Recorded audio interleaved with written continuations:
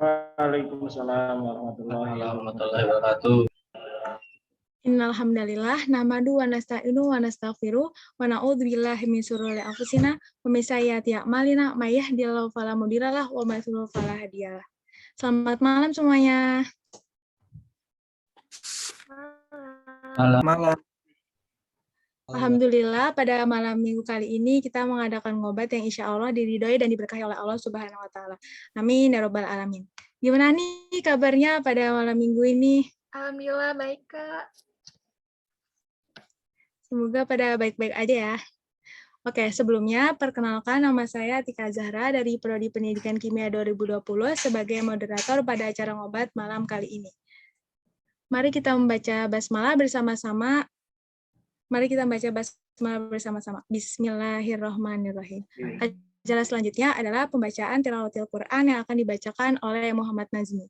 Kepada Muhammad Nazmi dipersilahkan.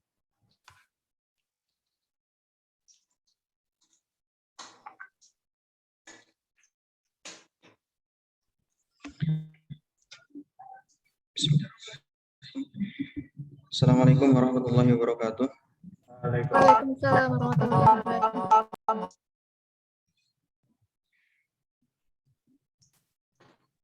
أعوذ بالله من الشيطان الرجيم.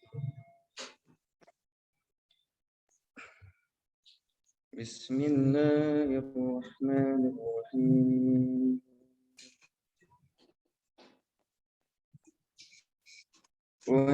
والنجم إذا هوى ما ضل صاحبكم وما غوى وما ينطق عن الهوى إن هو إلا وحي يوحى علمه شديد القوى ذو مرة فاستوى وهو بالأفق الأعلى ثم دنا فتدلى فكان قاب قوسين أو أدنى فأوحى إلى عبده ما أوحى ما كذب الفؤاد ما رأى أفتمارونه على ما يرى ولقد رآه نزلة أخرى عند سدرة المنتهى عندها جنة المأوى إذ يغشى السدرة ما يغشى ما زاغ البصر وما طغى لقد رأى من آيات ربه الكبرى أفرأيتم اللات والعزى ومناة الثالثة الأخرى ألكم الذكر وله الأنثى تلك إذا قسمة ضيزى إن هي إلا أسماء سميتموها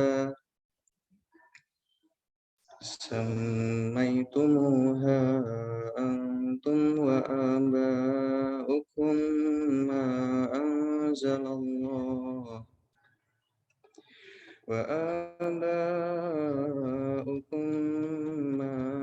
أنزل الله بها من سلطان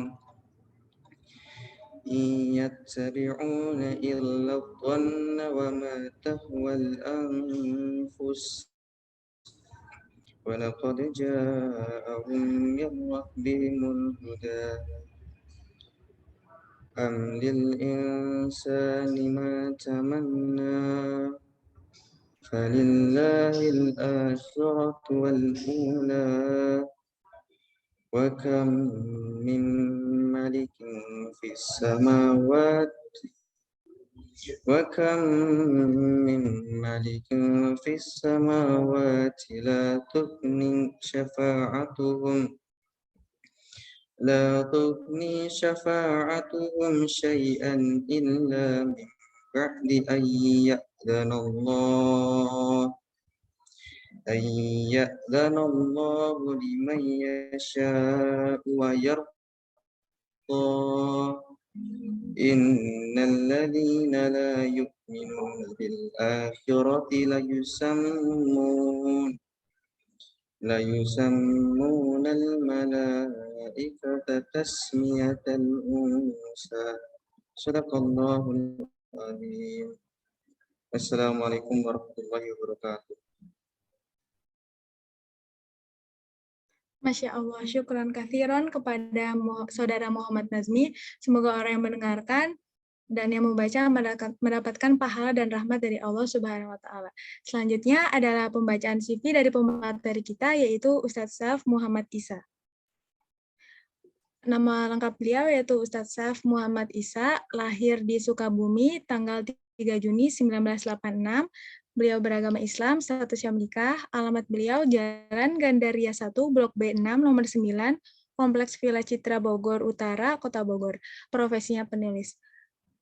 Buku yang sudah beliau tulis ada duologi novel Sabil dan Cut Nyak Dien, dirilis tahun 2010, penerbitnya Qonita Mizan, serial novel The Chronicles of Ghazi, duet bersama Ustadz Felix Siau, rilis 2011, penerbit Al-Fatih Press, serial komik Sultan Muhammad Al-Fatih, duet bersama Handri Satria, rilis tahun 2017, penerbit Salsabila Al-Kautsar, serial komik Sultan Salahuddin Al-Ayyubi, duet bersama Handri Satria, rilis tahun 2019, penerbit Salsabila Al-Kautsar, serial The Amazing Rasulullah, dirilis tahun 2019, Ghazi Publishing, Roman Khatin, rilis tahun 2020, Ghazi Publishing, serial komik Cut Nyak Dien, duet bersama Vivi Ahmad, rilis tahun 2020, Ghazi Publishing, dan masih banyak lainnya. Oke, langsung saja kita ke acara inti pada malam kali ini, yaitu penyampaian materi yang akan disampaikan oleh Ustadz Syaf Muhammad Isa. Kepada Ustadz, kami persilahkan. Baik, bismillahirrahmanirrahim. Assalamualaikum warahmatullahi wabarakatuh. Waalaikumsalam warahmatullahi wabarakatuh. Alhamdulillahirrabbilalamin. Assalatu wassalamu ala asyrafil anbiya wal mursalin. Wa ala alihi wa sahbihi ajmain. A'udzubillahi minasyaitonirrajim. Bismillahirrahmanirrahim. Rabbi syrah li sadri wa yassir li amri wahlul 'uqdatam min lisani yafqahu qawli. Bismillahirrahmanirrahim. La ilaha illa anta subhanaka inni kuntu minaz zalimin. Alhamdulillah, terima kasih banyak Mbak Atikah ya yang tadi sudah membacakan CV-nya. Senang banget malam ini bisa berbagi bersama kawan-kawan semua di acara ngobat. Ya, ini bukan makna negatif ya, ini maknanya sangat positif, yaitu ngobrol bareng Al-Fat. Wah, ini luar biasa.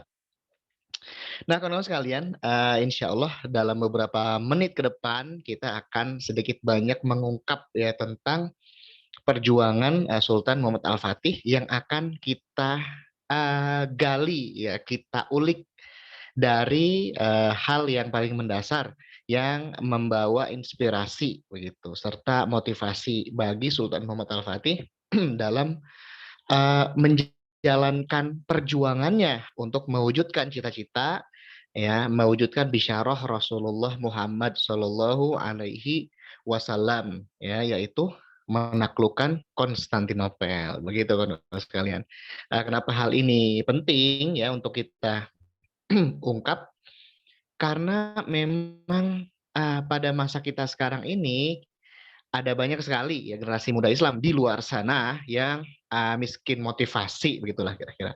Yang miskin motivasi, miskin teladan, mereka kelihatannya telah melupakan identitas mereka sebagai seorang Muslim dan kemudian mengambil teladan-teladan, mengambil contoh-contoh ya idola-idola begitu dari orang-orang yang berada di luar Islam begitu loh.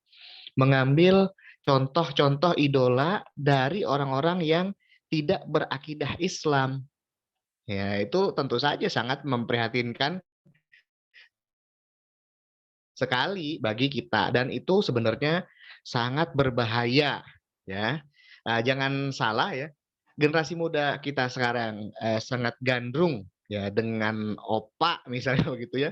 Itu adalah sesuatu yang sebenarnya berbahaya begitu. Sebenarnya kalau misalnya sekarang ini banyak generasi muda kita suka sama opak, pertanyaannya apa sih yang mereka teladani dari opak itu begitu ya? Apa yang mereka teladani dari segala sandiwara ya, segala peri kehidupan si opak itu begitu. Nah, emangnya opak mengajak mereka ke surga misalnya begitu ya?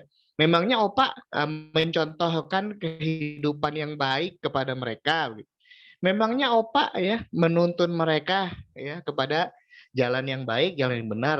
Nah, kita tentu sudah mengetahui jawabannya. Ya tentu saja tidak, ya kayak iklan ya, tentu saja tidak. Nah, karena itulah kemudian kawan-kawan sekalian menjadi penting untuk menghadirkan kembali para tokoh Islam, para pahlawan Islam ya untuk mengisi ruang-ruang batin ya dan relung-relung pikiran generasi muda kita. Harus digantikan itu posisi idola-idola yang tidak baik tadi, ya idola-idola yang tidak benar tadi, dengan para pahlawan Islam dan tokoh-tokoh Islam. Nah, itu salah satunya adalah yang saat ini akan kita ungkap, yaitu Sultan Muhammad Al-Fatih. Begitu. Nah, sebelumnya saya mohon izin share screen ya. Sebentar saya share screen dulu ini. Karena saya sudah menyiapkan PPT ya. Nah,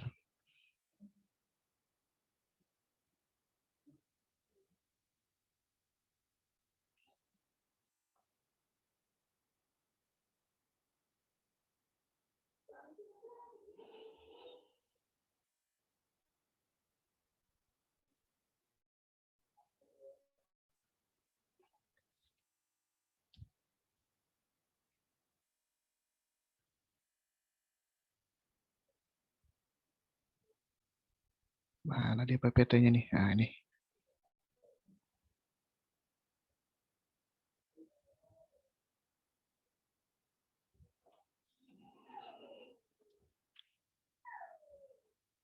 Kok nggak mau kelihatan PPT-nya? Sebentar.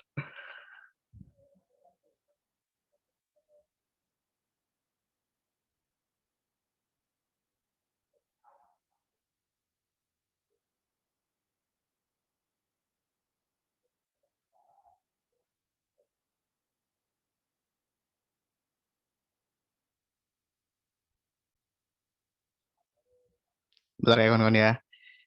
Ini tinggal saya buka share screen.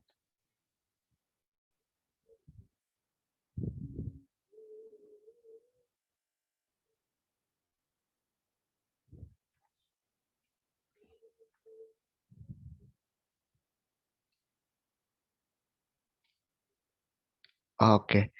Gimana kawan-kawan udah kelihatan PPT-nya?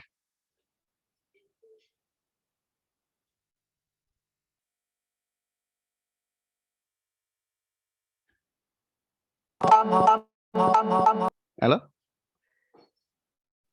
Mohon maaf, Belum ya? Ustadz, belum. Belum kelihatan ya? Oke.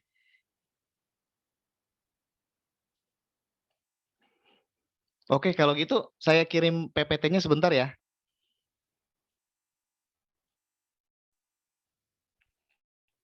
Kawan-kawan sebentar ya, saya kirim dulu PPT-nya kepada salah satu kawan panitia. Nanti biar dibukanya sama panitia aja gitu ya. Kayaknya ada problem ini saya. Nah,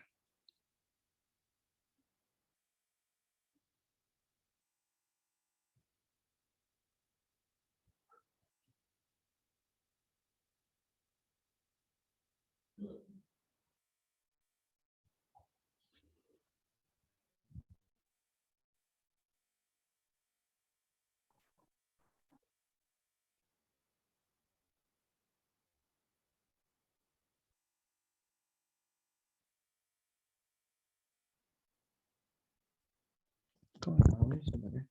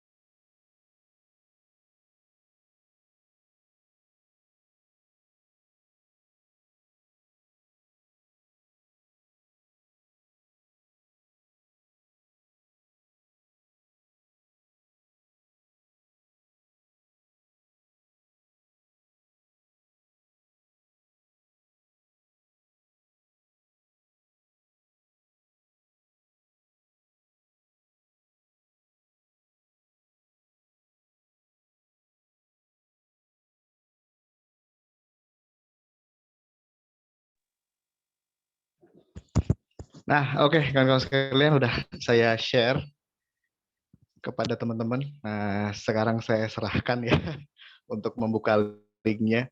Oke, kawan-kawan sekalian, jadi hal yang ingin pertama-tama kali saya share malam ini bersama kawan-kawan semua adalah bagaimana sepak terjang Rasulullah Muhammad Shallallahu Alaihi Wasallam dan kemudian bagaimana ya perjuangan beliau menginspirasi ya Sultan Muhammad Al-Fatih ya rahimahullahu taala untuk kemudian beliau berjuang habis-habisan melayakkan diri ya dan kemudian berhasil mewujudkan bisyarah Rasulullah Muhammad Shallallahu Alaihi Wasallam. Nah, kalau sekalian kita akan mulai dari tahun 33 Masehi, kira-kira tahun 33 Masehi, Rasulullah Muhammad Shallallahu Alaihi Wasallam diutus oleh Allah Subhanahu Wa Taala. Tentu saja kita semua mengetahuinya bahwa zaman itu adalah zaman jahiliyah, zaman di mana ya pada saat itu tidak ada ya ajaran syariat dari langit yang diturunkan oleh Allah Subhanahu Wa Taala. Kalaupun misalnya ada syariat yang diturunkan oleh Allah Subhanahu wa taala, ya syariat itu ya adalah syariat nabi-nabi terdahulu yang telah banyak diselewengkan, telah banyak diotak-atik, diganti-ganti gitu ya, diubah-ubah sehingga yang kemudian identik dari agama-agama terdahulu tadi adalah kemusyrikan, kesesatan ya. Nah, peristiwa ini kalau sekalian terbentang kira-kira dari tahun 33 Masehi, tahun di mana diangkatnya ya Nabiullah Isa alaihissalam ya ke langit karena memang beliau kan ketika itu dikejar-kejar ya. Kemudian Allah Subhanahu wa taala mengangkat beliau ke langit dan membuat salah seorang murid beliau yang berkhianat begitu ya, diserupakan. Nah, sehingga kemudian yang ditangkap ya oleh orang-orang Romawi, prajurit Romawi itu adalah murid beliau yang diserupakan itu, kira-kira begitu. Nah, zaman itu ya, zaman jahiliyah itu yang kemudian para ulama menyebutnya sebagai masa fatrah itu terbentang semenjak diangkatnya Nabi Isa alaihi salam ya ke langit hingga diutusnya Rasulullah Muhammad Shallallahu Alaihi Wasallam. Ya kalau misalnya zaman itu berawal kira-kira dari tahun 33 Masehi, sementara lahirkannya Rasulullah Shallallahu Alaihi Wasallam, kemudian diutus menjadi Rasulullah itu ya pada tahun kira-kira 500-an sampai tahun 600-an Masehi, maka bisa kita bayangkan betapa zaman jahiliyah itu terbentang sangat panjang sekali begitu ya. Terbentang sangat panjang, sangat luas, sangat lama ya. Ratusan tahun begitu. Dan bisa kita bayangkan zaman jahiliyah yang terbentang selama ratusan tahun itu ya memuat di dalamnya kesesatan, keburukan, orang-orang pada nyembah berhala begitu ya. Kezaliman merajalela tersebar di mana-mana ya. Dan tentu saja ya, risalah langit itu seperti misalnya kitab Injil gitu ya, kitab Taurat yang memang diturunkan oleh Allah Subhanahu wa taala, itu yang tersisa ya hanya sebagian kecil saja. Begitu. Sebagian besar memang sudah diselewengkan, diotak-atik, diubah-ubah, diganti-ganti. Nah, dari sini kawan-kawan sekalian kita ketahui betapa gelap dan suramnya zaman jahiliyah itu, begitu. Nah, diutusnya Rasulullah Muhammad SAW dengan risalah Islam ya, dengan wahyu yang diturunkan oleh Maaf, Allah Subhanahu Ustaz. wa taala itu adalah ya gimana? Gimana, Mbak? Bisa? Ini sepertinya Ustaz salah link, Ustaz. Oh, salah link ya? Iya, Ustaz. Saya Nggak memang bisa itu dibuka. saya upload ke email.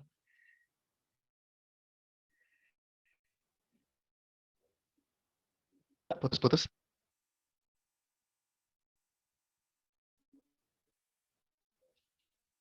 Halo? Iya, Masih gimana, putus-putus, Ustaz? Mbak? Udah enggak? Atau ya udahlah nggak apa-apa, nggak usah pakai slide ya. Misalnya rada-rada banyak kendala sepertinya nih slide-nya. Sorry banget nih kawan-kawan sekalian. Insya Allah tidak akan mengurangi kedalaman dari pembahasan kita ya. Jadi slide itu sebenarnya slide-nya isinya kayak gambar gitu-gitu aja sih. Tetapi pembahasannya nanti memang ulasannya dari saya begitu ya. Nah, jadi kawan-kawan sekalian, betapa suram dan kelamnya zaman jahiliyah itu. Ya, bisa kita.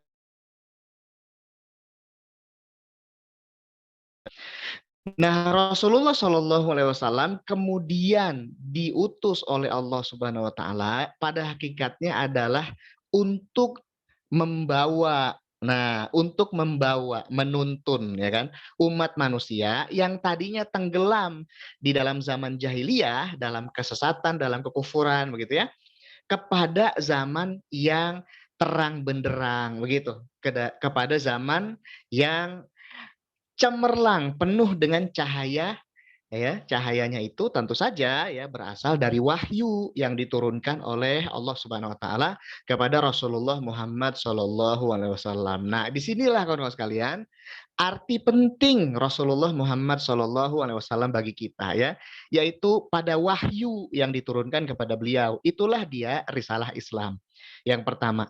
Berikutnya ya, selain itu arti penting Rasulullah Muhammad SAW adalah juga perjuangan dakwah beliau. Nah ini, perjuangan dakwah beliau ya untuk mengajarkan Islam kepada umat manusia, untuk menancapkan hukum-hukum dan aturan-aturan Islam supaya diamalkan dan diterapkan ya di tengah-tengah kehidupan umat manusia secara nyata. Nah, itulah kawan-kawan sekalian yang tercermin di dalam sejarah panjang perjuangan dakwah Rasulullah Muhammad SAW. Nah, periode perjuangan dakwah beliau kan ya 13 tahun ya di Mekah, kemudian 10 tahun di Madinah. Nah, sepanjang kira-kira 23 tahun itulah ya kita bisa melihat bahwa perjuangan dakwah Rasulullah SAW semuanya didedikasikan untuk mengajarkan risalah Islam kepada kita dan untuk menerapkan aturan Islam tadi ya di tengah-tengah umat manusia. Nah, jadi seperti itu arti penting Rasulullah Muhammad SAW.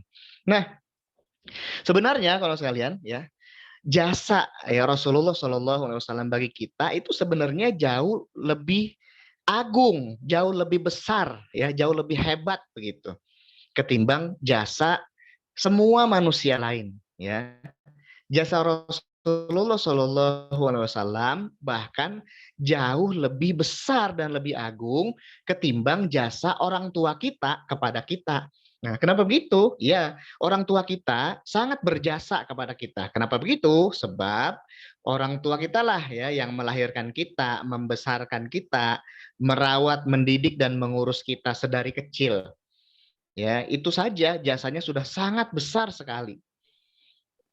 Nah, Rasulullah SAW jasanya jauh lebih besar daripada itu, sebab beliaulah yang mengajarkan kepada kita mana yang baik, mana yang buruk.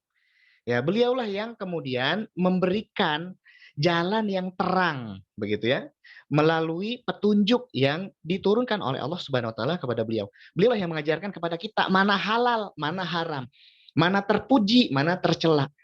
Ya, beliau yang seolah menjembatani kita ya untuk mengenal Allah Subhanahu wa taala. Ya, kalau misalnya nggak ada beliau, kalau misalnya nggak ada wahyu yang diturunkan kepada beliau, dan kalau misalnya nggak ada perjuangan beliau, kita nggak bakal pernah bisa mengenal secara nyata, ya, secara pasti dan meyakinkan mana yang benar, mana yang salah, gitu.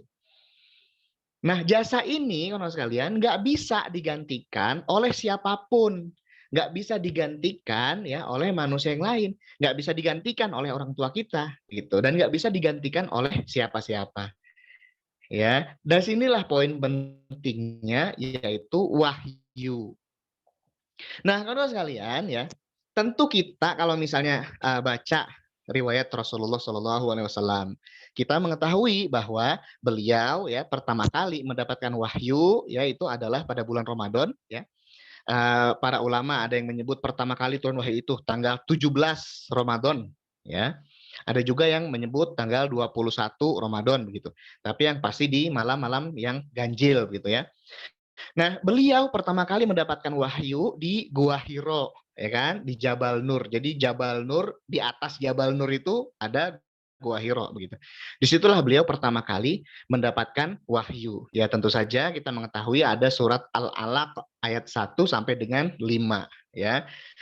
Sudah sangat masyhur sekali kisahnya ya kan, beliau diminta membaca Iqra ya, oleh malaikat Jibril alaihissalam ya, diminta membaca, beliau tidak bisa membaca. Kemudian Rasulullah SAW dipeluk ya oleh malaikat Jibril, kemudian disuruh membaca lagi. Kemudian peristiwa yang terjadi kira-kira 3 kali ya. Nah, baru kemudian malaikat Jibril alaihissalam menuntunkan ya wahyu tadi, bacaan surat Al-Alaq ayat 1 sampai 5 tadi kepada Rasulullah SAW. Nah, kawan-kawan sekalian, jangan dikira ya, jangan disangka ya peristiwa turunnya wahyu kepada Rasulullah SAW itu adalah peristiwa yang mudah, yang enteng. Jangan dikira begitu ya. Jangan dipikir bahwa Rasulullah SAW ketika bertemu dengan malaikat Jibril, wow, malaikat, bisa aja begitu ya. Jangan dipikir begitu. Kayak dongeng-dongeng orang ngelihat apa namanya, ngelihat satu keajaiban itu, wah gimana perasaannya, gimana gitu ya. Ngelihat malaikat happy, kemudian jangan dipikir menerima wahyu itu mudah, kawan-kawan sekalian ya. Nah, turunnya wahyu pertama juga ya itu adalah dengan sebuah proses perjuangan yang sangat berat. Ketika Rasulullah SAW, kalau kita telusuri ya, kita teliti sirah nabawiyah, akan kita temukan bahwa ketika dipeluk oleh malaikat Jibril itu sebenarnya bukan dipeluk kayak dipeluk sayang gitu, bukan seperti itu kan kawan sekalian ya, tetapi dipeluknya itu lebih dekat seperti dibekap gitu ya. Kenapa? Sebab dituturkan ya dalam riwayat-riwayat yang masyhur bahwa beliau ketika dipeluk oleh malaikat Jibril itu merasakan kepayahan. Nah, merasakan kesulitan ya. Nafas beliau putus-putus, megap-megap gitu. Nah, apakah kondisi seperti ini kondisi yang apa namanya? Kondisi yang enteng? Tidak. Ya. Jadi setiap kali peristiwa turunnya wahyu itu adalah peristiwa yang berat bagi Rasulullah SAW. Itu peristiwa yang sangat-sangat ya luar biasa pressure gitulah kira-kira.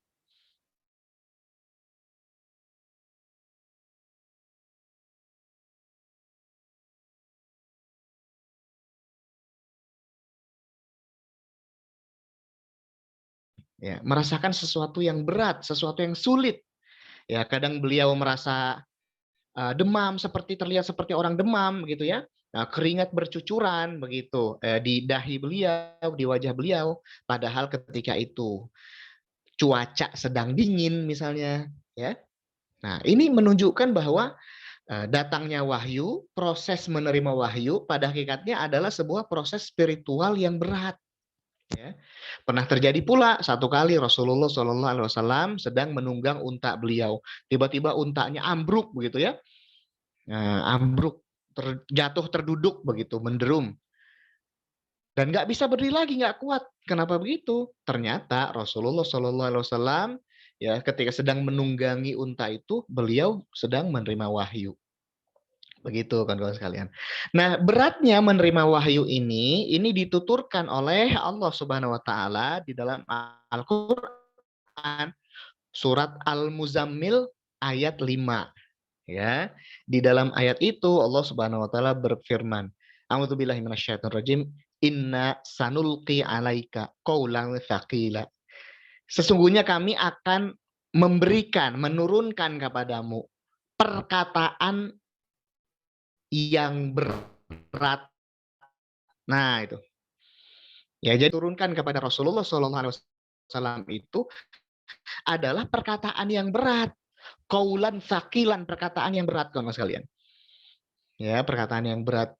Nah, makna dari hal ini dijelaskan oleh Imam Jalaluddin As-Suyuti dan Imam Jalaluddin Al-Mahalli dalam sebuah kitab tafsir yang sangat terkenal sekali ya di negeri kita, itu namanya Tafsir Jalalain. Karena ditulis oleh dua orang ulama yang dua-duanya bernama Jalal ya. Imam Jalaluddin Al-Mahalli dan Imam Jalaluddin As-Suyuti. Nah, di dalam kitab ini kalau sekalian, qaulan tsaqilan atau perkataan yang berat itu ya dimaknai oleh kedua ulama ini bahwa setiap wahyu yang diturunkan oleh Allah Subhanahu wa taala kepada Rasulullah sallallahu alaihi wasallam itu pada hakikatnya mengandung mengandung kewajiban syariat begitu. Mengandung ya perintah-perintah, larangan-larangan yang kesemuanya itu kan sekalian ya adalah sesuatu yang berat. Ya, sesuatu yang berat. Nah, itu penjelasan Imam Jalaluddin Al-Mahalli dan Imam Jalaluddin As-Suyuti. Ya, kalau misalnya perintah-perintah dalam Al-Qur'an itu mudah begitu ya. Ya banyak orang di luar sana ya nggak mau sholat begitu kan. Banyak orang di luar sana nggak mau puasa begitu. Nah, itu penjelasan yang dituturkan oleh kedua imam tadi. Nah, jadi memang iya kan? Ya, kita sendiri mungkin merasakan ya kalau misalnya melaksanakan sholat itu ya itu harus didorong-dorong dulu, misalnya disuruh-suruh dulu sama orang tua ya kan. Nah, ayo sholat, tiap hari disuruh sholat begitu kan. Nah, itu menandakan bahwa ya memang bahwa melaksanakan aturan-aturan, perintah-perintah yang ada dalam Al-Qur'an ya itu membutuhkan effort, membutuhkan perjuangan begitu. Nah, tetapi kalau sekalian ternyata sisi ya qaulan tsaqilan atau perkataan yang berat tadi bukan hanya terkandung di dalam muatan-muatan perintah yang ada di dalam wahyu itu saja. Ya, tetapi bobot wahyu itu pun bobotnya berat. Nah, maksud saya akan saya coba ungkapkan dalam sebuah riwayat. Jadi di situ ada sebuah kisah yang diungkapkan oleh seorang sahabat Rasulullah Shallallahu Alaihi Wasallam, itu namanya Zaid bin Thabit radhiyallahu anhu. Nah, ceritanya kalau sekalian Zaid bin Thabit ini ya sedang berada dalam satu forum kajian bersama dengan Rasulullah Shallallahu Alaihi Wasallam. Ya, jadi kan Rasulullah ketika mengajarkan agama kepada para sahabat itu duduk melingkar gitu ya, liko begitulah kira-kira ya, duduk melingkar, para sahabat kemudian mengelilingi Rasulullah SAW. Jadi Rasulullah ada di sini, di kanan kirinya para sahabat begitu. Nah, salah seorang sahabat yang ketika itu ya duduk persis di samping Rasulullah Shallallahu Alaihi Wasallam itu adalah Zaid bin Thabit ini. Ya, jadi beliau persis duduk di samping Rasulullah, bahkan rapat duduknya sampai-sampai pahanya Rasulullah Shallallahu Alaihi Wasallam itu berada di atas pahanya Zaid bin Thabit. Ya, kebayang ya kira-kira.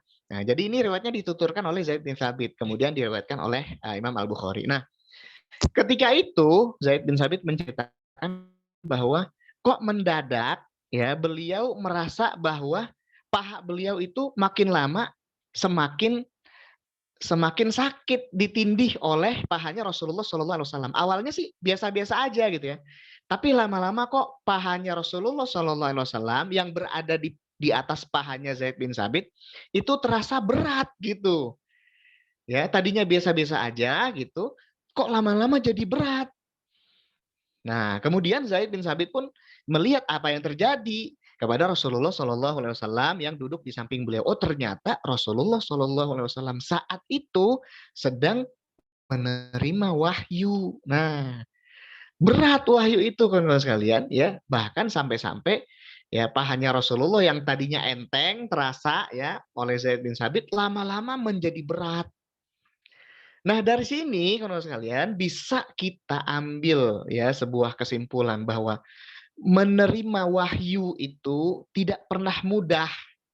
Proses menerima wahyu itu adalah sebuah pengalaman spiritual yang amat berat karenanya kawan-kawan sekalian. Disinilah kita mesti ya betul-betul mencintai Rasulullah SAW. Ya, betul-betul meneladani beliau, betul-betul mengagumi beliau, menjunjung tinggi beliau, kirimkan sholawat kepada beliau setiap hari, gitu ya. Sebab apa? Sebab nggak semua orang ya bisa begitu, gitu. Ya, hanya Rasulullah SAW lah yang layak dan terpilih ya untuk menjadi utusan Allah Subhanahu Wa Taala, kemudian dianugerahi wahyu. Ya, beliau rela begitu untuk menempuh ya berbagai perjuangan yang berat, menerima wahyu yang juga itu berat begitu ya untuk memberikan berbagai penjelasan serta petunjuk begitu kepada kita semua sekalian.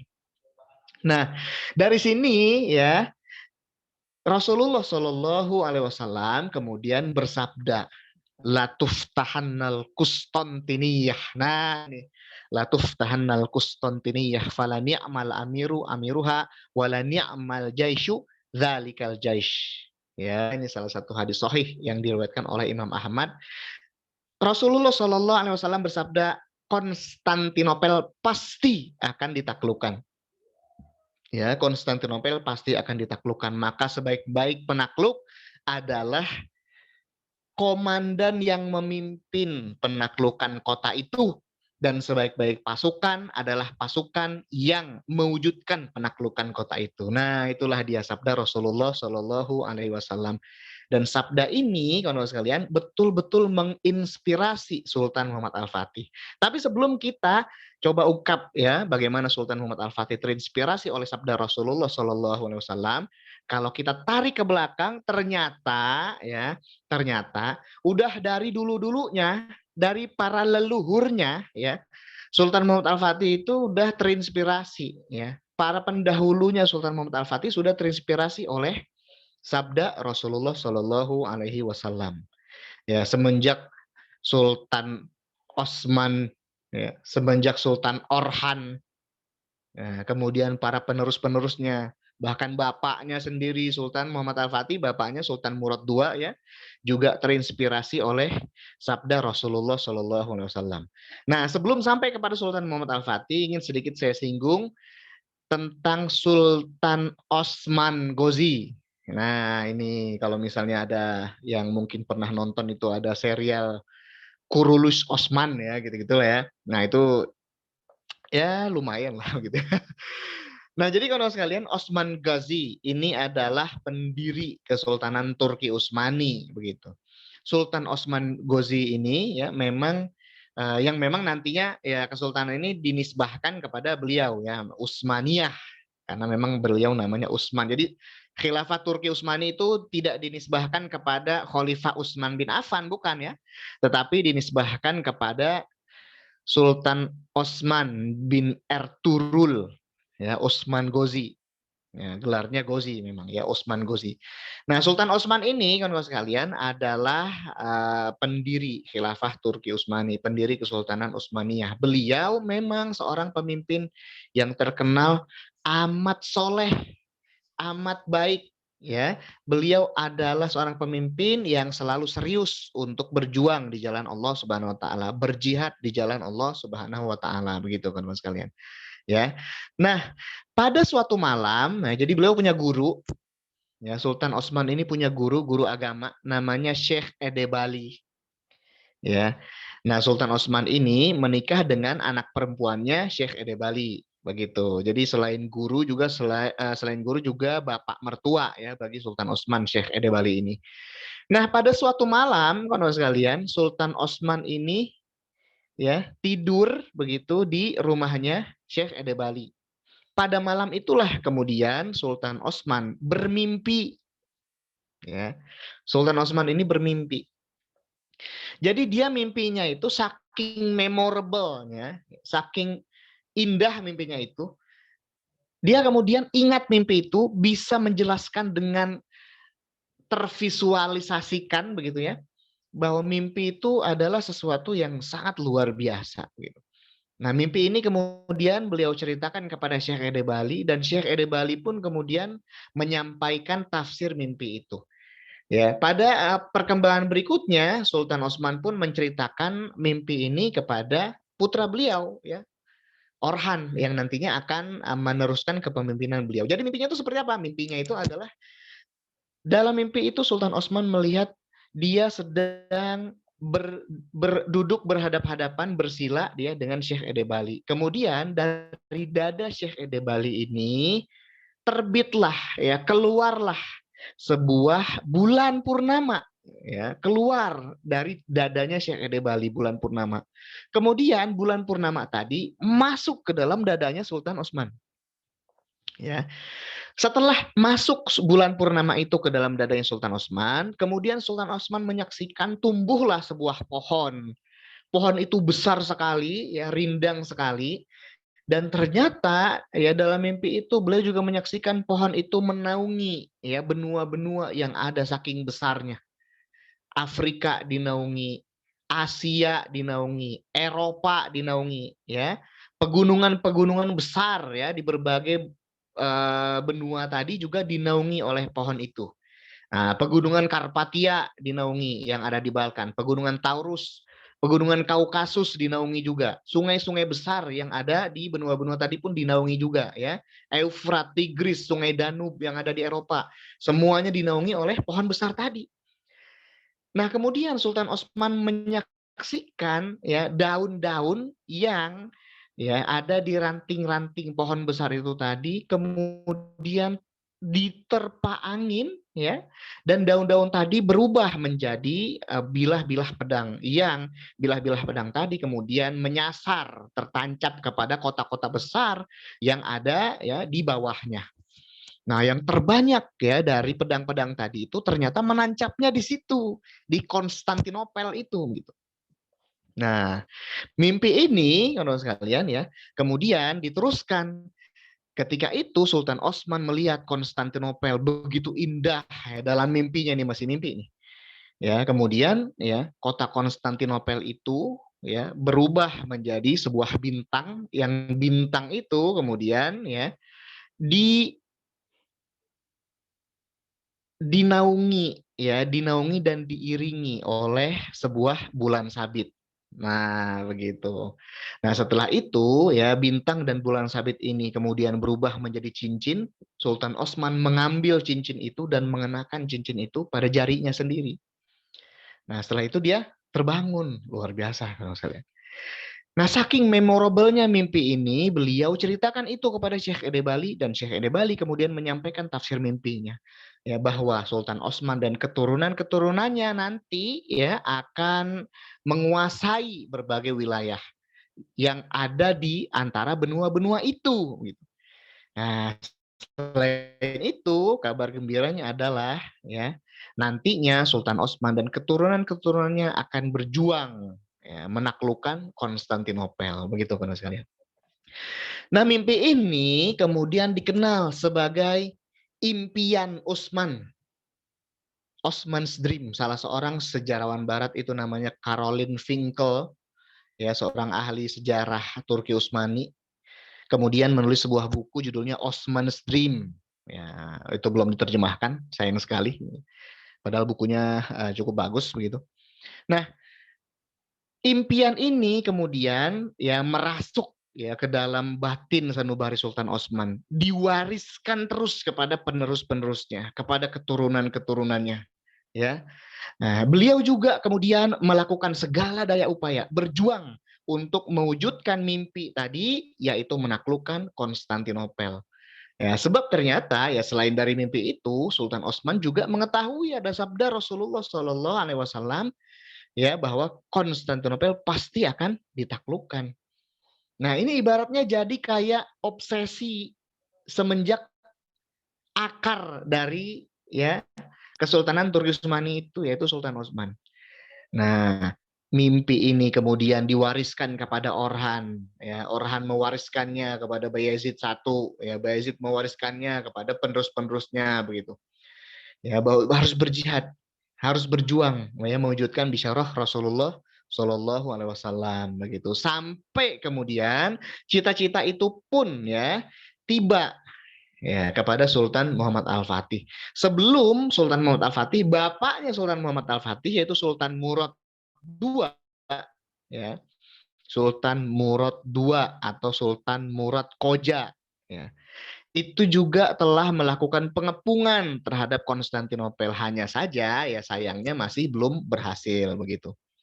Nah, karena ya Sultan Murad ini sadar bahwa dia belum berhasil, dia kemudian mewariskan cita-citanya itu kepada anaknya Sultan Muhammad Al-Fatih.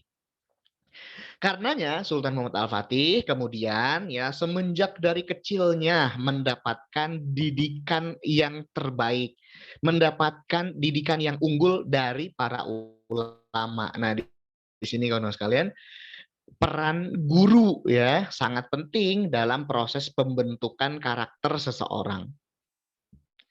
Bisa kita lihat apa yang terjadi pada Sultan Muhammad Al-Fatih. Semenjak kecil ya beliau memang diserahi pendidikannya kepada ulama-ulama yang hebat dan berpengaruh pada zaman itu. Misalnya Syekh Ahmad Al-Qurani adalah salah seorang guru beliau. Syekh Ahmad Al-Qurani ini ya adalah guru agama, seorang ulama ahli fikih ya. Selain itu beliau juga ya ahli dalam tafsir Al-Qur'an dan berbagai bidang ilmu syariat lainnya. Bersama Syekh Ahmad Al-Qurani ini, ya Sultan Muhammad Al-Fatih yang masih muda ketika itu belajar agama. Bahkan ya menurut salah seorang sejarawan Turki itu bernama Mustafa Armah kan, dalam forumnya Syekh Ahmad Al-Qurani ini, Sultan Muhammad Al-Fatih belajar agama bersama-sama dengan Vlad Dracula yang nantinya di masa depan akan menjadi musuh bebuyutannya. Nah, begitu. Nah, selain itu, kawan-kawan sekalian, Sultan Muhammad Al-Fatih juga mendapatkan pelajaran agama dari seorang ulama besar zaman itu bernama Syekh Aksyamsuddin. Syekh Aksyamsuddin ini adalah seorang ulama sekaligus seorang ilmuwan. Ya, bahkan seorang polimet, yaitu seorang yang memiliki penguasaan terhadap berbagai bidang ilmu. Sorry. Nah, ternyata Syekh Aksyamsuddin bukan hanya unggul ya dalam keilmuan saja. Dalam garis keturunan pun ternyata ketika ditelusuri ya beliau masih ada garis keturunan dari Khalifah Abu Bakar Siddiq radhiyallahu anhu begitu. Nah, kepada Syekh Aksyamsuddin inilah kawan-kawan sekalian, Sultan Muhammad Al-Fatih belajar berbagai ilmu agama. Ya, selain itu beliau juga belajar tentang kedokteran, pengobatan herbal, ya kepada Syekh Aksyamsuddin. Ya, bahkan ya ada juga para sejarawan yang menyatakan bahwa sebenarnya penakluk asli dari Konstantinopel itu adalah Syekh Aksyamsuddin. Katanya begitu ya. Kenapa? Sebab ketika Sultan Muhammad Al-Fatih berjuang untuk menaklukkan Konstantinopel, itu Syekh Aksyamsuddin itu tempel terus itu muridnya itu. Ya. Nah, ditempel terus, dipepet terus, ya nggak pernah ditinggalin. Bahkan Sultan Muhammad Al-Fatih dan Syekh Aksyamsuddin itu bersama-sama ikut dalam pasukan itu untuk menaklukkan Konstantinopel. Jadi Syekh Aksyamsuddin juga ikut dalam penaklukan Konstantinopel. Ya, ketika penaklukan itu buntu, ya deadlock, Sultan Muhammad Al-Fatih stres, ya mengurung diri di tendanya, nggak mau keluar begitu. Yang membangkitkan kembali semangat Sultan Muhammad Muhammad Al-Fatih itu adalah Syekh Asyamsuddin, gurunya. Ya, Syekh Asyamsuddin ini sangat-sangat berjasa kawan sekalian. Nah, kawan sekalian, tentu saja untuk membuat Sultan Muhammad Al-Fatih untuk mewujudkan bisyarah Rasulullah SAW itu, Sultan Muhammad Al-Fatih harus melayakkan dirinya. Semenjak kecil beliau tahu persis bahwa komandan yang akan mewujudkan penaklukan Konstantinopel itu adalah komandan terbaik. Makanya kemudian beliau melayakkan diri. Nah, seperti apa melayakkan dirinya? Belajar itu. Ya, itu kuncinya, belajar. Ya, beliau terus belajar ya kepada para ulama. Beliau terus belajar mengkaji ilmu, menggali ilmu ya. Kemudian dengan ilmu itulah nantinya beliau akan menjadikan ilmu sebagai bekal untuk menaklukkan Konstantinopel. Ya, beliau dibacakan riwayat-riwayat Rasulullah SAW setiap hari, ya, ditanamkan kepada beliau tentang hadis Rasulullah SAW tentang janji penaklukan Konstantinopel itu. Ya, beliau mempelajari matematika, beliau mempelajari berbagai bidang ilmu, beliau menguasai 8 bahasa pada usia 16 tahun, dan beliau juga menguasai ketangkasan militer. Ya, jadi jangan dipikir Sultan Muhammad Al-Fatih kalau ketika bertempur nunjuk-nunjuk doang, enggak. Beliau juga jago bertempur, jago main pedang, jago memanah, jago naik kuda gitu ya. Nah, beliau juga seorang kesatria begitu. Bahkan beliau ketika bertempur itu bukan hanya nunjuk-nunjuk tetapi juga terjun langsung ya, kemudian berada di barisan terdepan. Bahkan beliau pernah juga loh ya luka kena panah. Nah, salah satunya adalah yang pernah terjadi di pertempuran Belgrad, ya, Battle of Nandor-Vehervar itu tahun 1456 setelah penaklukan Konstantinopel. Beliau itu memimpin pasukan paling depan, ya. Nah, kemudian paha kiri beliau kena panah tuh. Gitu kan sekalian. Nah, jadi beliau melayakkan diri, ya. Beliau juga diajarkan bagaimana memimpin sebuah negara, bagaimana memimpin sebuah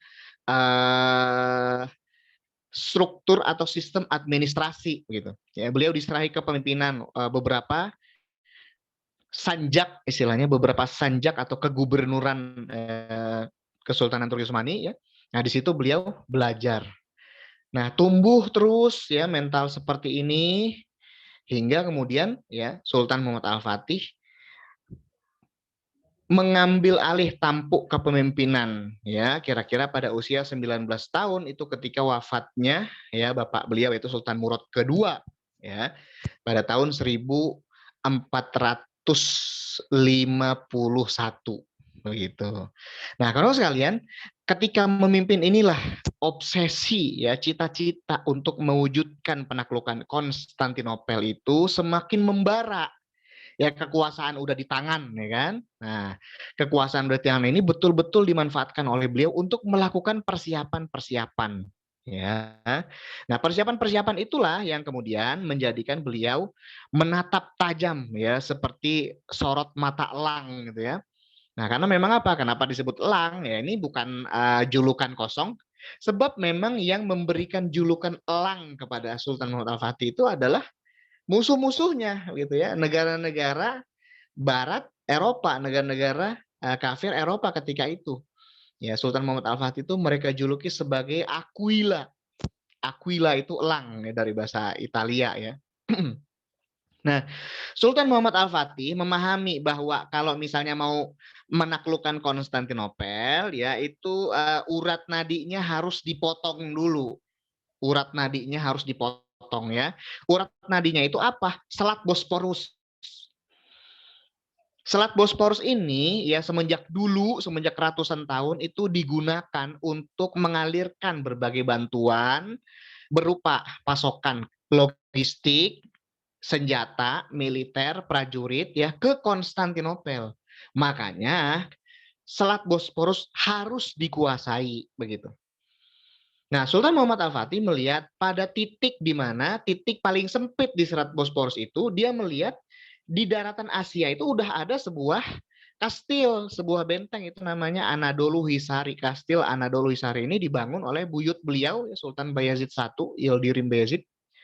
Nah, disitulah kemudian beliau melihat ini di seberangnya harus bikin kastil lagi, harus bikin benteng lagi, dan kemudian disitulah beliau membangun sebuah benteng namanya Rumeli Hisari yang sampai sekarang masih bisa kita lihat kalau kawan-kawan main ke Turki ya. Di situ ada Rumeli Hisari berhadap-hadapan seberang-seberangan sama Anadolu Hisari. Ya, benteng Rumeli Hisari ini dibangun oleh kira-kira 5.000 orang prajurit, ya 5.000 orang pekerja, kemudian selesai kira-kira dalam waktu 4 bulan saja. Benteng lebih gede, ya, lebih masif, ya, dan berhadapan, berseberang-seberangan sama Anadolu Hisari. Nah, benteng ini menjadi penting sebab kemudian benteng ini mendapat julukan yang agak-agak serem. Ya. Apa? Penggorok leher, ya. Boas Kesen, ya, istilahnya dalam bahasa Turki. Boas Kesen, penggorok leher, pemotong leher.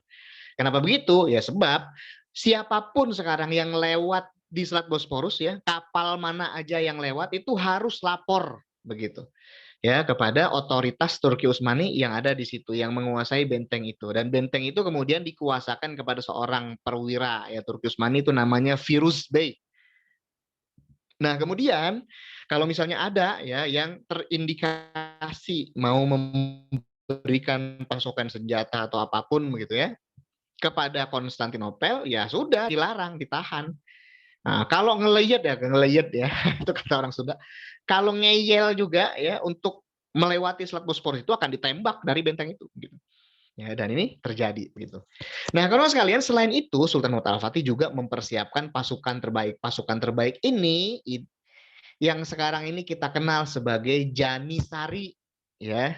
Janissary atau Yeniçeri kalau dalam bahasa Turki. Yeniçeri itu artinya sebenarnya pasukan baru. Yeni itu baru. Ya, jadi kalau mungkin kalau ada yang namanya Yeni, anak cewek, Yeni itu bahasa Turki artinya baru, ya. Yeniçeri, pasukan baru sebenarnya, ya. Nah, cikal bakal Yeniçeri ini sebagai pasukan elit, ya, yang sangat luar biasa ketika itu sudah dimulai dari kepemimpinan sultan-sultan sebelumnya. Sultan Murad itu mengokohkan struktur, ya, struktur militer dan keorganisasian Yeniçeri ini. Dan Sultan Muhammad Al-Fatih semakin menyempurnakannya. Ya, Yeniçeri ini terkenal sebagai prajurit-prajurit gagah berani yang ternyata bukan hanya tangkas piawai di medan tempur, pandai memainkan senjata, ya, pandai memanah dan berkuda, tetapi mereka juga sangat rajin beribadah. Tuh coba, kualitas prajurit sehebat ini, ya, siapa yang punya? Selain mereka itu, ya, memiliki ketangkasan tinggi dalam hal militer, mereka juga paham agama Islam, mereka juga paham, ya, fikih, paham tafsir, mereka beribadah selalu. Bahkan, ya, beberapa bagian dari pasukan Yeniçeri ini tidak pernah meninggalkan sholat rawatib, tidak pernah meninggalkan sholat tahajud. Ya, persis seperti pemimpinnya itu Sultan Muhammad Al-Fatih, ya, yang dijelaskan oleh para ulama bahwa semenjak balik, ya, hingga wafatnya beliau tidak pernah meninggalkan sholat tahajud dan sholat rawatib. Nah, begitu kan sekalian. Nah, persiapan-persiapan ini, ya, yang kemudian terus disempurnakan oleh Sultan Muhammad Al-Fatih. Poin berikutnya apa? Mempersiapkan senjata nih untuk menggedor benteng, ya, Konstantinopel. Benteng atau tembok Theodosius ini adalah benteng dan tembok yang sangat legendaris sekali sebab dibangun oleh Kaisar Theodosius pada tahun 330 Masehi. Dan, ya, sampai zamannya Sultan Muhammad Al-Fatih, ya, tahun 1453 itu, ya, benteng ini, ya, belum berhasil dibobol begitu kan sekalian. Nah, makanya kemudian senjata yang digunakan untuk membobol, ya, benteng itu, dinding itu juga harus istimewa dong. Nah, inilah kemudian Sultan Muhammad Al-Fatih mendapatkan rizki berupa datangnya seorang seniman senjata dari Hungaria namanya Orban. Orban ini bukan orang Islam, orang Nasrani begitu, ya. Nah, tetapi dia yang penting itu karena dia nggak peduli dia mau berpihak kepada siapa, yang penting senjata dia, ya, rancangan senjatanya ini dibeli gitu, dibeli dan kemudian dia diizinkan untuk membangun senjata itu. Ya, diberikan uang, diberikan segala sumber daya begitu ya untuk membangun senjata hasil rancangannya itu. Dulunya sebelumnya Orban ini pernah datang ke Kaisar Konstantin Palaiologos 11, yaitu kaisar terakhir Bizantium yang nanti berhadap-hadapan ya sama Sultan Muhammad Al-Fatih. Tetapi kemudian Orban ini harus menelan kekecewaan ya sebab Kaisar Konstantin ketika itu belum bisa mengalirkan segala yang dia butuhkan untuk membuat senjatanya. Makanya kemudian Orban ya pergi ke hadapan Sultan Muhammad Al-Fatih. Nah, ditawarkan, bisa nggak nih? Bisa katanya. Nah, Sultan Muhammad Al-Fatih juga punya keinginan. Bisa nggak ini meriam yang kamu buat melontarkan proyektil peluru yang besar? Ya, sebesar ini. Sebesar ini. Wah, bahkan sampai begitu Sultan Muhammad Al-Fatih ya. Sampai beliau merentangkan kedua belah tangannya, sebesar ini bisa nggak? Wah, Orban menjawab, meriam saya bahkan bisa meruntuhkan menara Babel. Waduh, lebih mengerikan lagi. Nah, makanya kemudian kawan sekalian, oke kalau begitu nih saya kasih uang, saya kasih sumber daya ya, saya kasih pekerjanya, saya kasih ya segala material yang dibutuhkan untuk membangun meriam ini, bikin dah. Bikin tuh meriam. Ya, dicor meriamnya gitu kan, kemudian campurannya harus benar karena nggak mudah bikin meriam itu. Nah, sementara itu ya kawan sekalian, dalam masa pembuatan meriam itu, para ulama misalnya, para darwis begitu ya. Nah, itu di tempat bengkel pembuatan meriam itu mereka berzikir kepada Allah Subhanahu wa taala tanpa putus-putusnya. Begitu. Nah, setiap uang yang dikerahkan, besi yang dikerahkan untuk membuat meriam itu dizikirkan dulu begitu oleh para ulama ya. Nah, dibuat meriam tadi oleh harta yang halal.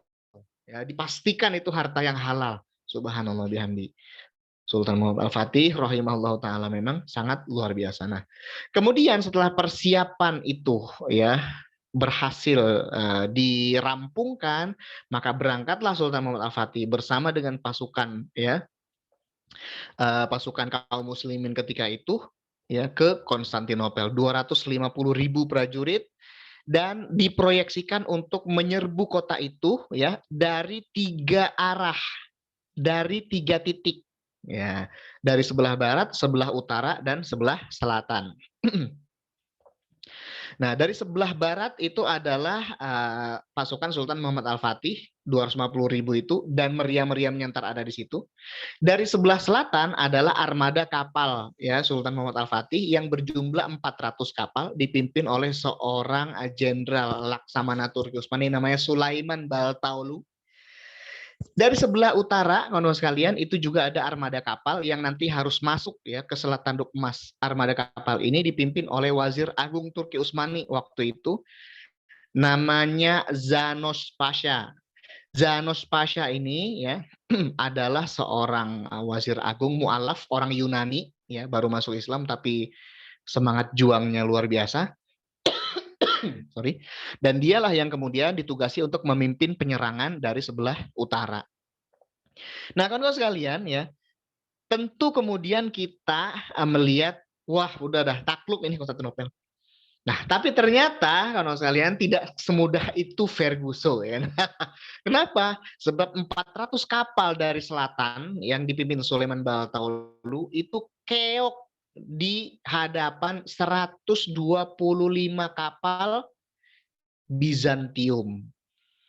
Ya, karena dari dulu kekaisaran Bizantium itu adalah Jales Veva Jaya Mahe, jaya di lautan. Nah, itu udah ratusan tahun terkenal sekali Bizantium itu jaya di lautan.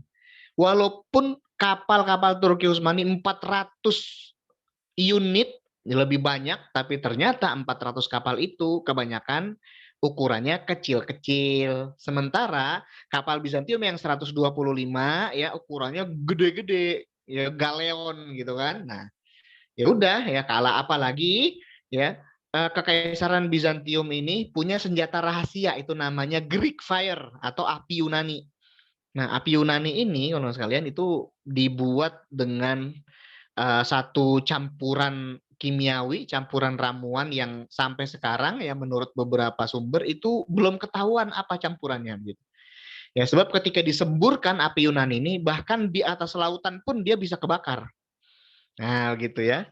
Nah, hancur porak-poranda 400 kapal itu. Dari sebelah utara pun ya armada yang dipimpin oleh Zanos Pasha ternyata ya menghadapi tantangan berat sebab di mulut tanduk emas itu ya oke, ada rantai.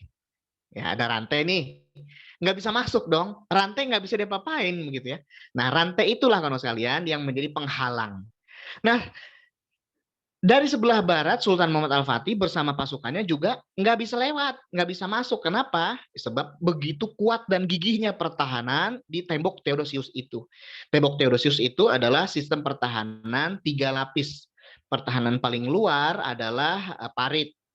Ya, jadi kalau misalnya kawan-kawan sekarang main ke Turki, paritnya udah nggak ada gitu ya. Tapi dulu ketika Sultan Muhammad Al-Fatih mengepung kota itu ada parit lebar di situ dan ya pasukan kaum muslimin itu harus berhadapan dengan parit itu. Sulit itu.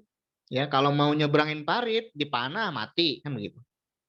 Kalaupun misalnya ya berhasil untuk menyeberangi parit, mereka harus berhadapan dengan tembok yang pertama. Ini tembok yang pertama. Kalau berhasil misalnya melintasi tembok yang pertama, mereka harus menghadapi tembok yang terdalam. Jadi ada 3 lapis. Ya, ada 3 lapis pertahanannya. Yang terluar parit, yang tengah tembok, yang belakangnya tembok.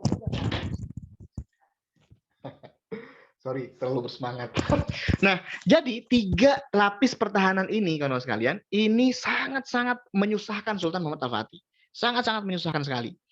Ya, sampai-sampai ketika itu udah berminggu-minggu ya, udah berminggu-minggu berperang ya.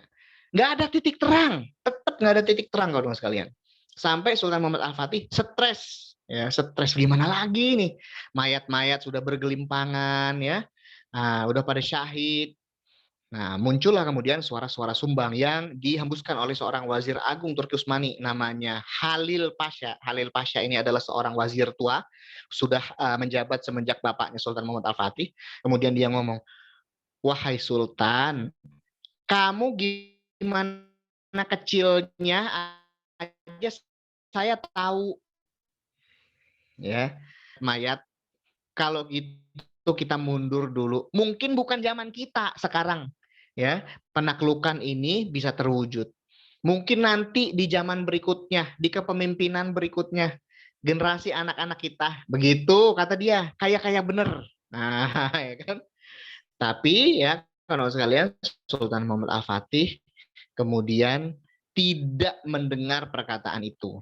Nah, beliau menguatkan tekadnya, pokoknya harus takluk. Nah, gitu kira-kira. Ya, maka kemudian kawan sekalian disusunlah strategi harus dipecah nih pertahanannya. Gimana caranya? Pertahanan yang di garis Selat Tanduk Emas itu sangat lemah sebenarnya. Makanya kapal harus masuk ke situ. Tapi kan ada rantai.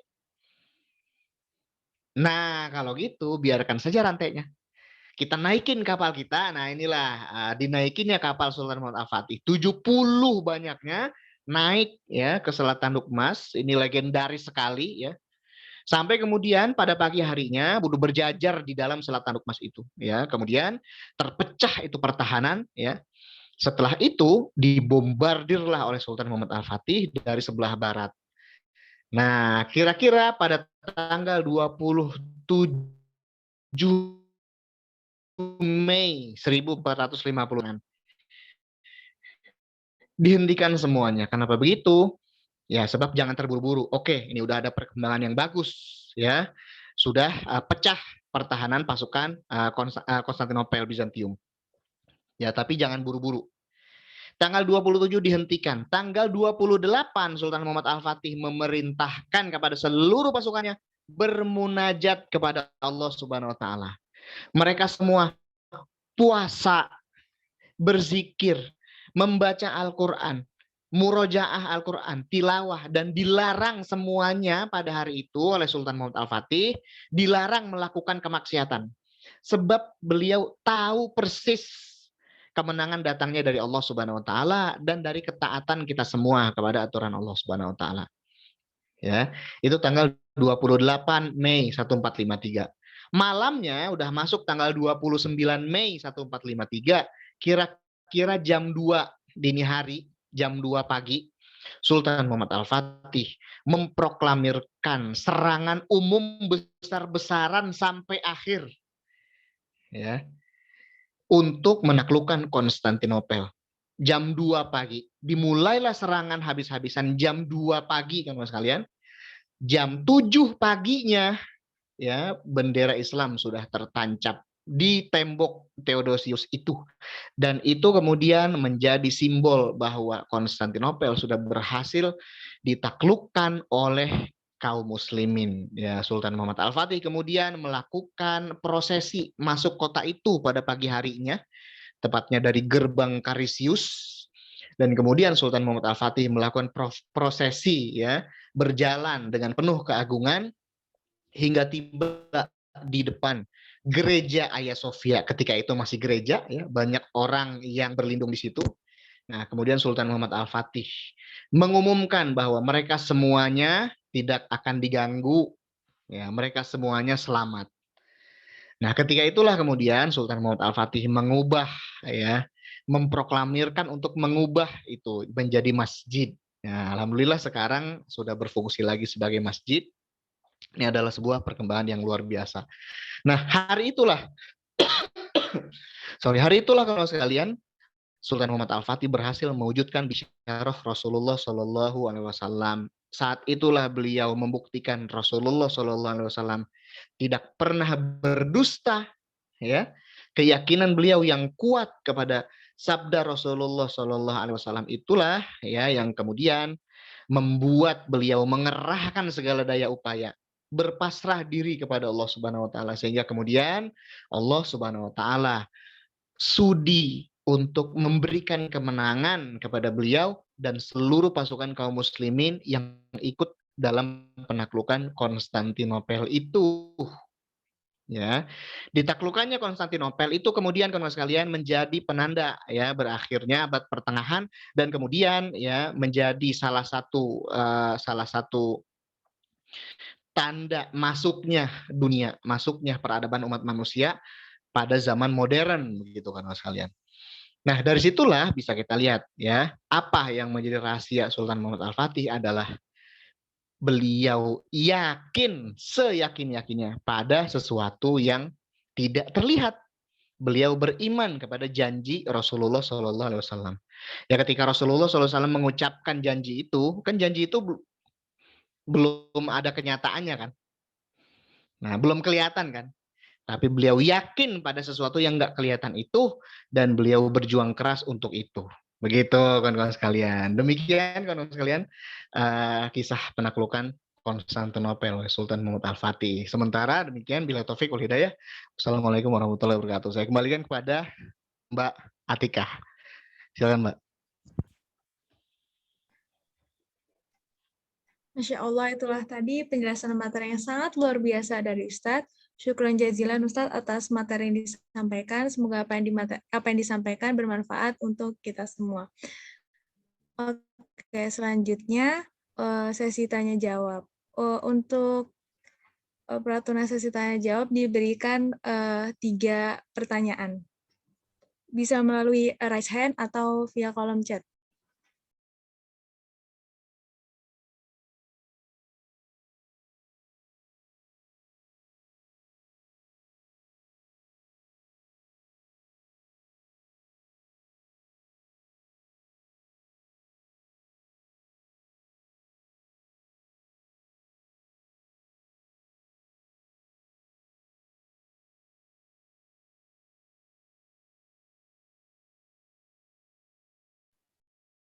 Oke, ini ada pertanyaan melalui via kolom chat.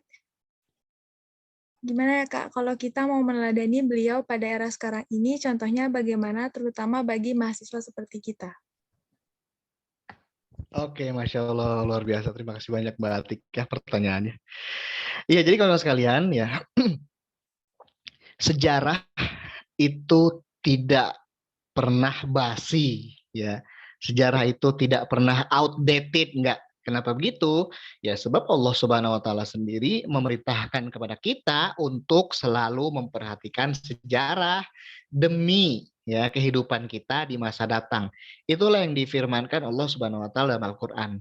Wal tanzur nafsun ma qaddamat lighad, kan gitu. Ya, perhatikanlah apa yang telah terjadi masa lalu untuk menghadapi hari esok. Nah, artinya kalau sekalian, sejarah itu tidak pernah outdated, dia akan selalu update. Begitu kira-kira. Nah, karena apa? Sebab dari sejarah itulah kita diperintahkan oleh Allah Subhanahu wa taala untuk selalu memetik pelajaran. Nah, karenanya apa yang dilakukan oleh Sultan Muhammad Al-Fatih ini memang harus kita bawa ya ke zaman kita, begitu. Kita harus bisa menarik ya menarik nasihat-nasihat, menarik hikmah-hikmah begitu dari apa yang dilakukan oleh Sultan Muhammad Al-Fatih untuk nantinya kita jadikan sebagai nasihat ya dan dijadikan sebagai cambuk ya untuk kita menjadi lebih baik pada zaman kita sekarang ini. Nah, beberapa catatan yang bisa kita ambil teman-teman sekalian. Yang pertama ya adalah kita harus selalu menghiasi diri kita ya dengan keinginan kuat untuk belajar. Itu satu yang pertama. Ya, terlebih lagi mahasiswa ya, namanya juga mahasiswa itu mahasiswa ya yang kehidupan sehari-harinya itu adalah belajar begitu ya. Nah, Sultan Muhammad Al-Fatih untuk catatan yang pertama ini Sultan Muhammad Al-Fatih selalu ya dia itu selalu dalam segala sendi kehidupannya adalah belajar. Setiap hari ya, setiap hari, setiap menit beliau selalu belajar. Beliau sangat dekat dengan buku. Ya, beliau sangat dekat dengan buku. Beliau selalu belajar.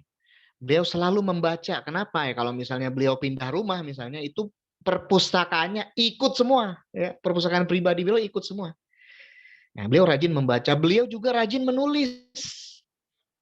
Ya, kenapa? Sebab beliau punya nama pena. Nama pena, beliau punya nama pena yang nama penanya itu Auni.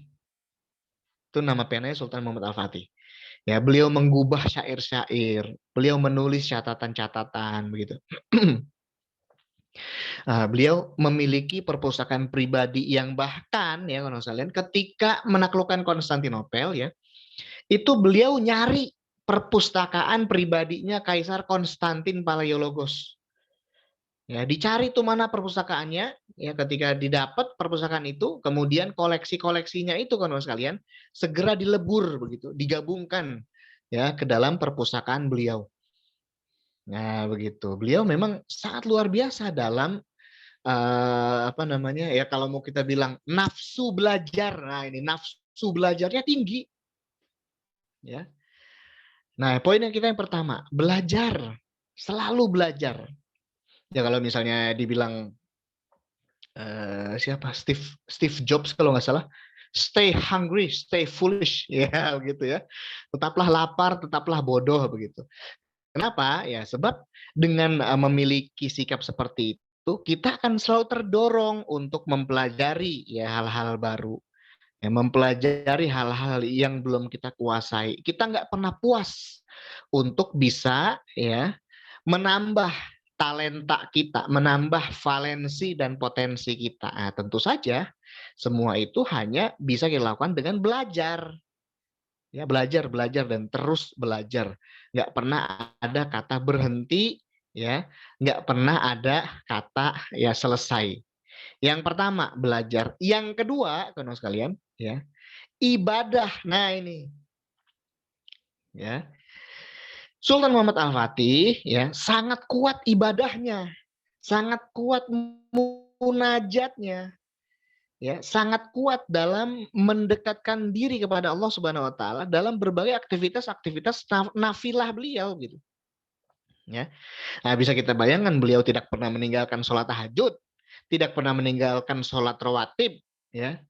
Ya bagaimanalah pemimpin seperti ini ya akan disia-siakan oleh Allah Subhanahu wa taala. Ya, tidak akanlah Pemimpin seperti ini adalah pemimpin terbaik yang akan dianugerahi kemenangan oleh Allah Subhanahu wa taala gitu. Beliau selalu mengisi hari-hari beliau dengan berzikir kepada Allah Subhanahu wa taala gitu ya. Nah, ibadah ini adalah ya poin penting yang bisa kita bawa dalam kehidupan kita sekarang sehari-hari. Ya, supaya sukses ya dalam belajar, sukses ya dalam kehidupan akademik kita di kampus misalnya, ya ibadah gitu. Ibadah, jangan lupa misalnya zikir-zikir sederhana kita setiap pagi dan sore misalnya. Ya walaupun kita sebut itu zikir sederhana, ya tetapi maknanya sebenarnya nggak sederhana. Ya, istiqomah itu, keistiqomahan itu. Ya, dan cepat atau lambat ibadah-ibadah yang kita ya kerjakan itu akan membawa kebaikan yang banyak buat kita. Ya, kalau nggak di dunia sekarang, kelak di akhirat, insya Allah gitu. Ya, jadi dua ini kan sekalian. Ya, arti pentingnya. Yang pertama belajar, yang kedua ibadah. Ya, ya ngomong mah gampang begitu. Ngomong mah gampang. Tetapi ya mengaktualisasikannya berat. Begitu ya, tetapi bukan tidak mungkin, kita pasti bisa insya Allah dengan berharap ya kekuatan dari Allah Subhanahu Wa Taala, keriduan dari Allah Subhanahu Wa Taala, insya Allah kita bisa meneladani dua poin penting ini begitu. Demikian Mbak. Oke. Bagi para peserta, jangan lupa untuk mengisi presensi yang sudah dikirim melalui via chat. Pertanyaan selanjutnya dari Suci Maharani. Assalamualaikum, izin bertanya, bagaimana tanggapan Ustadz Saif tentang banyaknya kalangan remaja khususnya wanita yang mengidolakan seseorang yang jelas-jelas akidah dan agamanya tidak sesuai dengan ajaran agama Islam? Seperti itu, Ustadz. Baik, terima kasih banyak Mbak Atika. Jadi ini adalah satu persoalan penting dan menurut saya cukup berat begitu ya. Yang pertama ya, karena fenomena seperti ini adalah fenomena yang dengan sengaja diatur, didesain begitu untuk membuat generasi muda kita teralihkan perhatiannya, teralihkan pandangannya dari hal-hal yang sudah semestinya mereka lakukan, ya, kemudian jadi berbelok kepada sesuatu yang nggak penting, yaitu memperhatikan, mengamati ya idola-idola yang keliru ya, false idol begitulah kira-kira. Ya, ini adalah satu hal yang sangat-sangat direkayasa, satu hal yang sangat diatur. Ya, musuh-musuh Islam tentu saja ya kita sudah mengetahui ada Ghazwul Fikri istilahnya, perang pemikiran. Ya, ada juga yang menyebut Ghazwul Tsaqafi ya. Nah, perang pemikiran ini yang kemudian banyak juga dijelaskan sebagai food, fashion, fun, ya itu semuanya adalah untuk membuat generasi muda Islam teralihkan dari sesuatu yang seharusnya mereka perhatikan. Mereka kan harusnya rajin beribadah, rajin belajar, begitu ya, rajin memperhatikan ya, nasib serta kondisi kaum muslimin saat ini. Gara-gara ada opa misalnya begitu. Ya opanya ganteng gitu kan ya, opanya pinter nyanyi, pinter ngedance kayak gitu ya kan. Nah, cewek-cewek pada suka, nah begitu. Ya, padahal apaan sih gitu ya. Ya kadang-kadang apa saya sudah terlalu tua ya untuk menyukai hal itu. Saya kok ngelihat saya kayak nggak ada apa ya, kayak nggak ada itu kan saya ya. Tapi kalau mungkin dilihat dari sudut pandang anak muda sekarang gitu kali ya.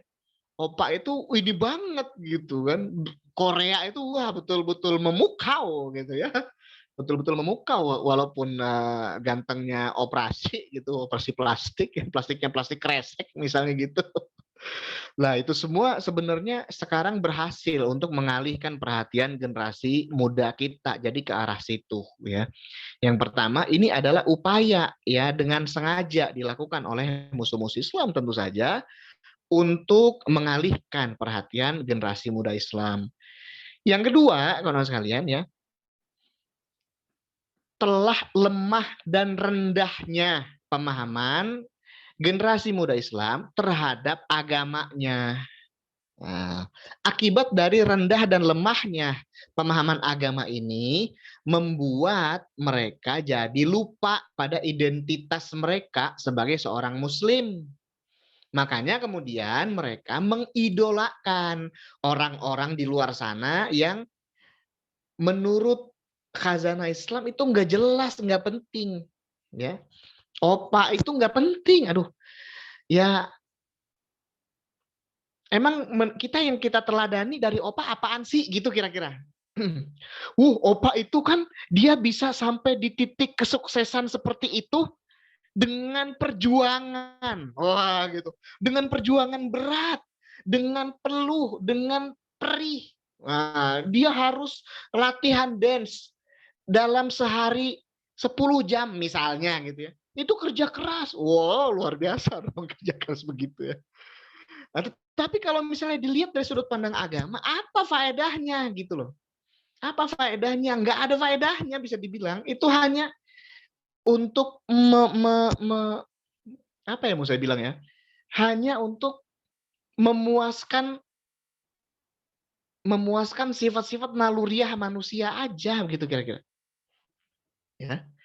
Emang Opa mengajarkan kepada kita bagaimana menjalani hidup yang baik?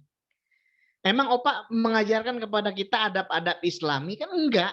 Mana tahu dia yang kayak begitu gitu. Ya, dia hanya menyodorkan hal yang sifatnya senang-senang belaka, fata morgana gitu. Nah, selain dari itu kawan sekalian, poin ketiga penting sekali adalah apa yang disabdakan oleh Rasulullah Muhammad SAW. Anta ma'a man ahbabta. Ya, engkau akan bersama dengan siapa yang engkau cintai. Aduh, ini nih rumusan yang sebenarnya sederhana sekali bagi kita kaum muslimin tapi nendang gitu, jos. Kenapa begitu? Ya. Kalau di dunia ini kita mencintai opa, kalau di dunia ini kita mencintai drakor, tokoh-tokohnya misalnya, ya, atau siapa artis-artis Korea, Kim Bun lah misalnya, atau siapa BTS lah, ya, Blackpink lah misalnya, gitu. Maka bersiap-siaplah nanti di akhirat kita akan ditempatkan bersama-sama mereka. Ya. Kita akan ditempatkan di akhirat bersama-sama mereka. Lah mereka tempatnya di mana? Ya, di neraka kan sekalian. Kalau misalnya tetap dengan kekufurannya sampai mati, ya di neraka tempatnya. BTS kalau dia tetap dengan kekufurannya sampai dia mati, ya BTS di neraka. Dan ketika kita mencintai BTS, di akhirat kita akan dikumpulkan bersama-sama BTS. Di mana? Di neraka. Lah emang BTS masuk surga? Tidak, BTS masuk neraka. Blackpink masuk surga enggak? Enggak, Blackpink masuk neraka. Ya, kalau Blackpink tetap dengan kekufurannya sampai mati, dia masuk neraka. Lah kita menyukai Blackpink, mencintai Blackpink, koleksi semua album-album CD-CD Blackpink misalnya. Ya kita akan dikumpulkan di neraka bersama Blackpink. Na'udzubillahi min dzalik. Aduh ya Allah Rabbi. Tapi kalau kita mencintai Rasulullah Muhammad SAW, mencintai para pahlawan Islam, mencintai para tokoh-tokoh Islam, ya, mencintai Sultan Muhammad Al-Fatih. Ya, di mana tempat mereka? Di mana? Oke lah kita belum bisa meneladani perbuatan hebat dan prestasi-prestasi agung mereka. Oke. Ya, mereka prestasinya terlalu tinggi gitu. Mau mencap Sultan Muhammad Al-Fatih 21 tahun menaklukkan Konstantinopel. Kita 21 tahun ngapain gitu kan? Sulit lah mau menyetarai, menyamai prestasi Sultan Muhammad Al-Fatih, sulit. Tapi at least cintalah kita kepadanya. Pelajari ya bagaimana sepak terjang perjuangannya, kagumi dia. Ya. Nah, kemudian doakan dia. Ya Allah, Sultan Muhammad Al-Fatih luar biasa. Anugerahkanlah kepada dia tempat yang mulia ya di akhirat kelak. Nah, kemana dia? Di surga bersama Rasulullah Muhammad SAW. Nah, ketika kita mencintai sosok-sosok dan figur-figur luar biasa itu, Walaupun kita belum sanggup untuk menyamai ya perbuatan serta prestasi mereka, mudah-mudahan kita juga ada bersama-sama mereka di akhirat kelak. Di mana? Di surga itu insya Allah. Begitu kan sekalian. Nah ini rumusan penting sebenarnya. Nah karenanya itulah ya, mari kita beralih.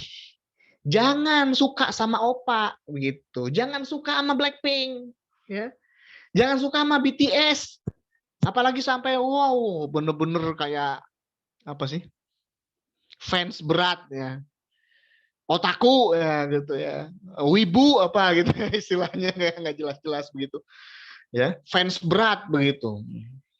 Jangan begitu. Aduh, nauzubillahi min zalik ya kawan-kawan sekalian. Nah, disitulah makanya ya kembali kita ya mempelajari Islam dengan baik, ya kemudian mengamalkannya dalam kehidupan sehari-hari. Setelah itu ya pelajari terus bagaimana ya perjuangan Rasulullah SAW dan bagaimana sepak terjang para tokoh Islam ya dalam mewujudkan ya menancapkan pilar-pilar Islam di tengah-tengah kehidupan umat manusia. Begitu. Halo, Mbak. Baik, terima kasih banyak Ustadz atas jawabannya. Alhamdulillah sangat bermanfaat untuk kita semua.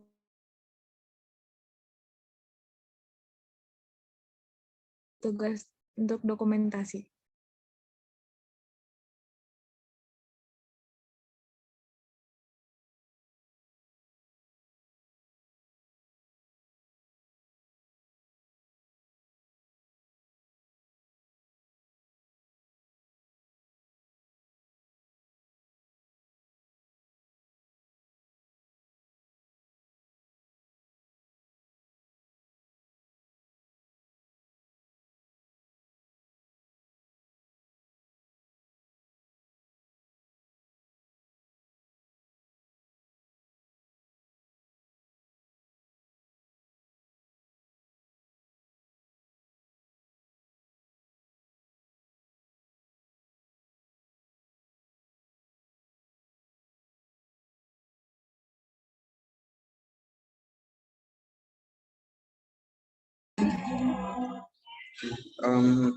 Karena ada 2 slide, kita ambil SS 2 kali teman-teman. Untuk yang slide pertama, oh ya sebelumnya teman-teman yang belum on cam boleh nih on cam.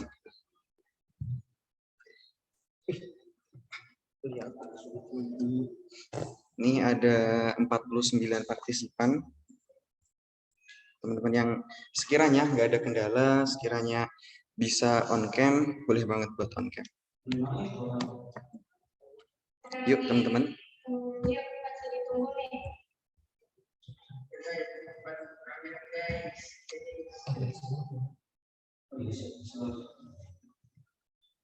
Mungkin langsung saja teman-teman.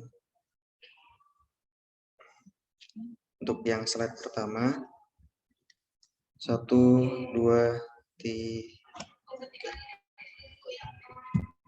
Untuk slide yang kedua, 1, 2, 3. Oke, terima kasih. Saya kembalikan ke MC.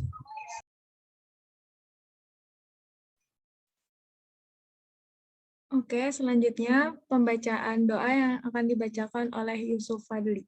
Dipersilakan.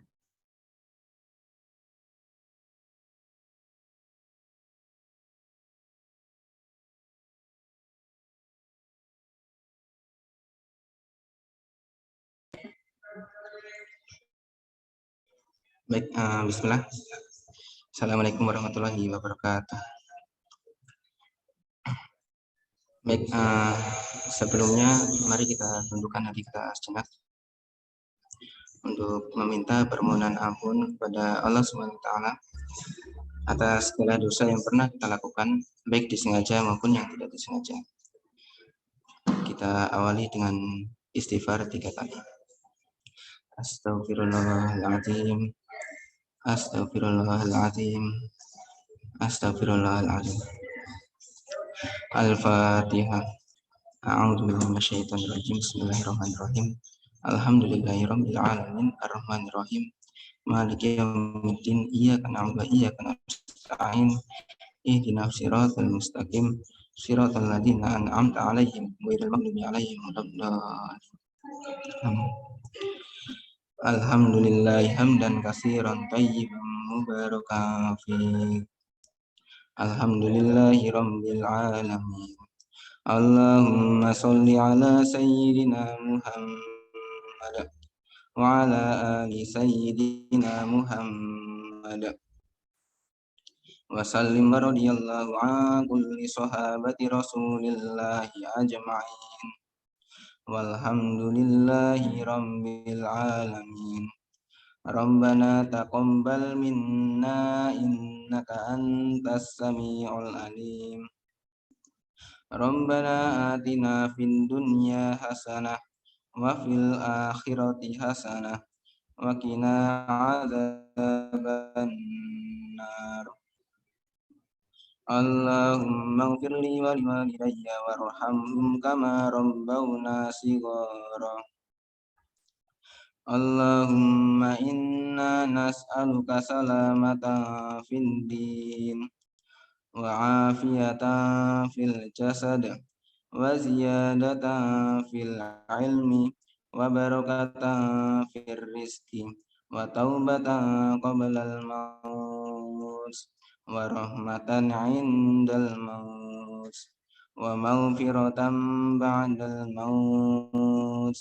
Allahumma hawwin alaina fi sakaratil maut wan najatan minan nari wal afwa indal hisab.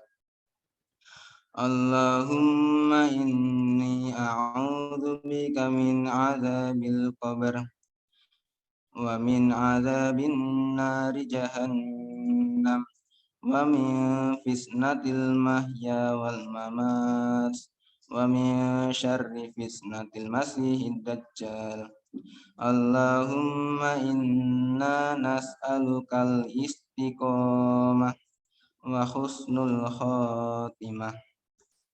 Allahumma dafa' annal ghala wal bala wal waba wal fakhsha wal munkar was suyufal mukhtalifah wasyada'id wal mihana ma dhahara minha wa ma batan min baladina hadha khassah wa min buldanil muslimin 'ammah innaka ala kulli syai'in qadir. Allahumma sur Islam wal muslimina fi Palestin wa fi Suriya wa fi Gaza wa fi Indonesia wa fi kulli makan wa fi kulli zaman. Rabbana asmim lana nurana waghfir lana innaka ala kulli syai'in qadir.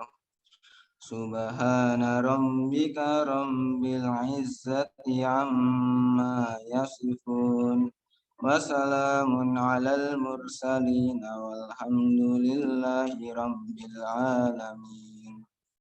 Baik, syukron. Assalamualaikum warahmatullahi wabarakatuh. Terima kasih kepada semuanya yang telah hadir pada acara malam kali ini, dan terima kasih banyak kepada Ustadz Saif yang telah memberikan materi yang sangat bermanfaat untuk kita semua. Dari saya mohon maaf jika ada kesalahan kata. Mari kita tutup acara malam hari ini membaca hamdalah bersama-sama dan doa kafaratul majlis.